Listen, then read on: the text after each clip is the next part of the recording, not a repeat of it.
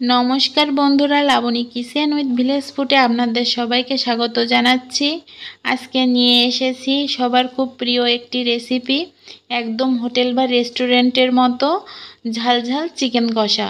এই রকমভাবে চিকেন বাড়িতে রান্না করলে ঠিক হোটেল বা রেস্টুরেন্টের মতো আপনারা এই স্বাদ বাড়িতে পাবেন। আমি জানি এই রকম একটি কমন রেসিপি আপনারা সবাই কম বেশি রান্না করতে পারেন।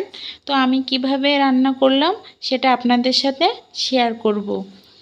তো এখানে প্রথমে প্যানের ওপর কড়া বসিয়ে তেল গরম করে নিয়েছি। এবার এক বাটি পেঁয়াজ কুচি দিয়ে দেব।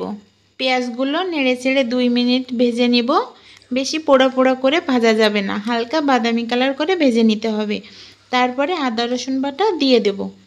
দিয়ে ভালো করে কষিয়ে নিতে হবে যেন রসুনের কাঁচা গন্ধটা না থাকে। তারপরে 1 চামচ লবণ দিয়ে দেব। লবণটা আগে দিয়ে দিতে হবে মশলাটা তাড়াতাড়ি ভাজা হওয়ার জন্য। এখানে আর 2টো তেজপাতাও দিয়ে দেব। তারপরে এখানে লঙ্কা বাটা, জিরা মরিচ বাটা, ধনে বাটা আর হলুদ গুঁড়ো দিয়ে দেব। দিয়ে ভালো করে কষিয়ে নিতে হবে। মশলাটা এখানে যত বেশি কষানো হবে এর স্বাদটা আরও কিন্তু দ্বিগুণ বেড়ে যাবে। মশলাটা ভালো করে নাড়তে চাড়তে হবে যেন কড়ার গায়ে লেগে না যায়। তো আমার মশলাটা দেখেন কত সুন্দরভাবে কষানো হয়ে গেছে, তেলটাও ছেড়ে দিয়েছে। তো এবার মশলাটা কষানো শেষ, পরিষ্কার করে ধুয়ে রাখা মাংসগুলো এবার দিয়ে দেব।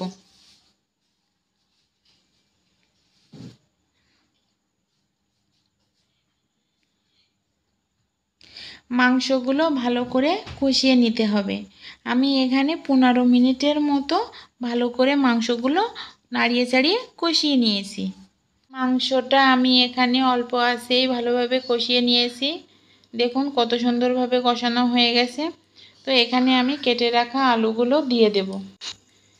আলুগুলো দিয়ে ভালো করে নাড়িয়ে চাড়িয়ে কষিয়ে নিতে হবে যেন মশলাটা আলুর ভিতরে ভালোভাবে ঢুকে যায়।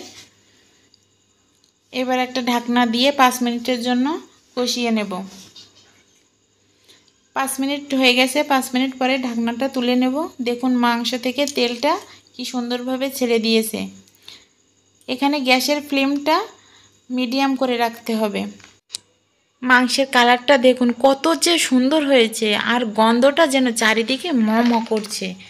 মাংসটা ততক্ষণ পর্যন্ত কষাতে হবে যতক্ষণ পর্যন্ত পুরোপুরি তেলটা ছেড়ে না দিচ্ছে। আর মশলাটা কড়ার গায়ে লেগে যাচ্ছে কিনা এদিকে খেয়াল রাখতে হবে। এখানে আমার মাংসটা কষানো হয়ে গেছে। এবার মশলা ধোয়া জলটা দিয়ে দেব। এখানে আমি আমার পরিমাণ মতো জলটা দিয়ে দেব। আপনারা আপনাদের পরিমাণ মতো জলটা দিয়ে দেবেন।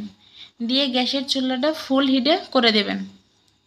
আমি এখানে আরও 10 মিনিট ভালোভাবে রান্না করে নেব।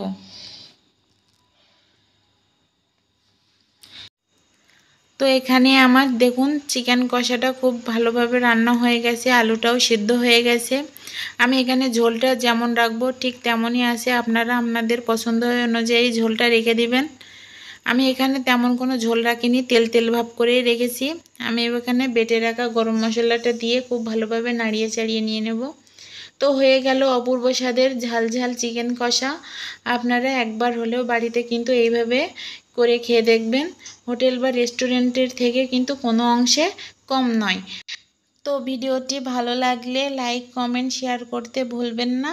আর চ্যানেলে নতুন হয়ে থাকলে সাবস্ক্রাইব করবেন আর পাশে থাকা বেল আইকনটিতে ক্লিক করবেন। ধন্যবাদ।